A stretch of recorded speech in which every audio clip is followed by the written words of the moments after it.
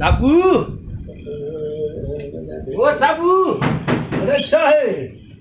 सुतो पियो जाए तू भी सुतो पियो जाए ख़बर ही नथी पए तोखे कंहिं ॻाल्हि जी यार हिते सिंधी नियाणियूं क़तल थियूं थी वञनि हॉस्टलनि में तूं सुतो पियो जाए अजरक मथां विझी आहे अल्लाह न कर कंहिंजो न्याणी क़तल थियो यार हे चांडका में आहे आसफा बीबी जेका डेंटल कॉलेज आहे ॾंदनि वारी कॉलेज आहे हुते पढ़ंदियूं छोकिरा छोकिरियूं जेके आहे पोइ छा त केरु हुते यार सिंधी नियाणी हिकिड़ी यार नम्रता डॉक्टर नम्रता अरे उनजो क़तल थी वियो आहे यार अहिड़ी हा यार इहो मां ॿुधो हुयो त माना जेको आहे सो वीचारे खे हुते माना अंदरि को हुन में मारे विया आहिनि हुनखे वीचारे खे हॉस्टल जे कमरे मां यार एॾो ज़ुल्म थी वियो आहे ख़बर ई न आहे तोखे का अरे यार ॾुख जी ॻाल्हि बा ख़ुदा जो कसम मां छा ॿुधायां बाबा अरवा खजी विया माना ज़िंदगी जीअण को अरवा खजी विया यार ज़िम्मेवार असां आहियूं न बाबा सभु असां ज़िम्मेवार आहियूं यार नियाणियूं असांजी सिंधी नियाणियूं यार पढ़नि थियूं हेॾे मॾे आला उहिदे ते पहुचंदियूं आख़िरी साल जी मथे साल हुन माना पास करे चुकी सॼो इम्तिहान यार अल्लाह अलाए कहिड़नि ज़ालिमनि ज़ुल्म करे छॾियो यार डॉक्टर थे या कोई ख़िदमत करे या कोई माण्हुनि जो अरे मूंखे सम्झ में नथो अचे असां अरे काॾे था वञूं पिया कहिड़े पासे असां ॼट असांखे इहो थिए थो त नियाणी खे पढ़ाइजे हुनखे इज़त सां वरी पंहिंजो रुख़सत कजे थो ख़िदमत बि करे माण्हुनि जो तव्हां नियाणियुनि खे मारे वञे हॉस्टल में बाबा एॾो हिकिड़ी ग़रीब छोकिरी हुई नंढड़ी हुनखे स्कूल में दाख़िल करायो ऐं हुनजो सॼो ख़र्चु पाण भरींदी हुई यार अल्लाह ॾिसो त हाणे मूंखे त सम्झ में नथो अचे कहिड़ा साल पिया पोइ पकड़िया आहिनि उहे न बस पुलिस लॻी पई आहे हुननि जे कट मसूद बंगश ख़बर थी पाण वारो दबंग जेको एसपी आहे यार हिम्मत करे मसूद बंगश में साईं इरफान खान बलोच डीआईजी इरफान बलोच उहा अदालती जेका ठाही अथऊं कमेटी काई उहा माना हुनजी इंक्वायरी कदी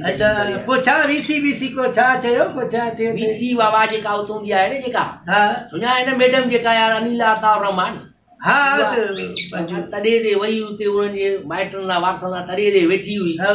उते माना वरी हिकिड़ो हुयो एसपी यूपी अॻुवाण आहे चाहे कहिड़ी पार्टी आहे असांजी जलाल महमूद शाहरी उन्हनि जो उहो अॻुवाण हुनखे चई बाबा तव्हां छो था ॻाल्हायो वारसनि सां ॻाल्हाइण आई आहे तॾहिं ते आई आहे हुननि खे छो माण्हू छो न ॻाल्हाइनि वारसनि खे होश हूंदो आहे उन में जो ॿिया न ॻाल्हाइनि माण्हू हुन सां ॻाल्हाए हुन चयो बाबा असां नथा मञूं तव्हां जी कमेटीअ खे असांखे अदालती कार्रवाई खपे अदालती छा हूंदी आहे GIT उहा छोड़ियो पोइ उते बाबा हुन खां पोइ माना वॾी मुमारी थी पई पोयां वरी हिकिड़ो साहब हिकिड़ो रिकॉर्डिंग पियो करे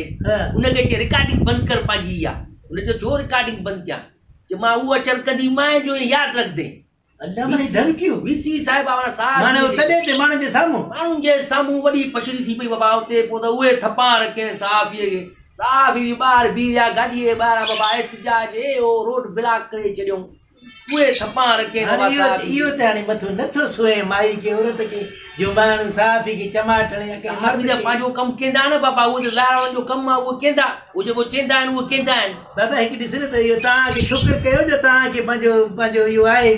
पंहिंजो मीडिया न त तव्हां हिते रुली मरी वञे माण्हू तव्हांजो गोश्त खाई वञे बाबा पोइ त माना वॾी पछड़ी थी पई झेड़ो थी पियो मुमारी थी पई पोइ त वीसी साहिब ॿाहिरि वई हली बाक़ी हालत थी वई हाणे ख़बर थी हिन फेसबुक ते बाबा जाॾे काॾे बाहि भरी पई आहे कराची में 3 तलवार ते एहतिजाज छो न थींदा यार एहतिजाज कातल ॻोल्हियो न हुन यार हिकिड़ी ॻाल्हि ॿुधाए न मूंखे हिकिड़ी ॻाल्हि मां ॿुधायां असांजा जेके दीवान असांजा ॿाहिरि आहिनि असां सॼी उमिरि भाउ उन्हनि सां गॾु कमु कया आहिनि पैसो पाई थिए अन्न थिए हिक ॿिए खे ॾे वठि हर शइ हाणे ख़बर अथई वीसी साहिब जो नालो छा रखियो आहे माण्हुनि माना माण्हुनि जी बि ख़बर नथी पए अलाए कहिड़ा कहिड़ा नाला न रखनि पंहिंजे पाड़े में न आहे मासी चपरा मासी चपरा जेका माण्हुनि जी वीसियूं खणी भॼी ईंदी आहे हाणे उहा आहे मासी चपरा हिन नालो रखियो अथऊं वीसी थपड़ा हा मासी थपड़ा अब हाणे अलाह ख़ैर करे असां नियाणी जो असांखे तमामु वॾो ॾुख आहे यार मां वञा एहतिजाज ते 3 तलवार ते एहतिजाज रखियो आहे असांजे भाई बंद आहिनि जेके दोस्त आहिनि दीवान यार सभु एहतिजाज तूं बि हले त हल यार मां बि हलां थो असांजा सभु इहे दोस्त यार आहिनि असां सॼो बचपन सां गॾु राजेश गुल तुंहिंजो यार न ढिलायो राजेश घर अचण वञण न यार घनश्याम दास हीरो मल वीचारो गुज़ारियो जेको ॿियो जेको कहिड़ो आहे गुटकुड़ो थुलो यार वारो यार वाशदेव मार किशोर बि चवां वाशदेव सभु असांजा दोस्त आहिनि हलो एहतिजाज ते हलो रुगो एहतिजाजनि जे वर चढ़ियो अॼु भला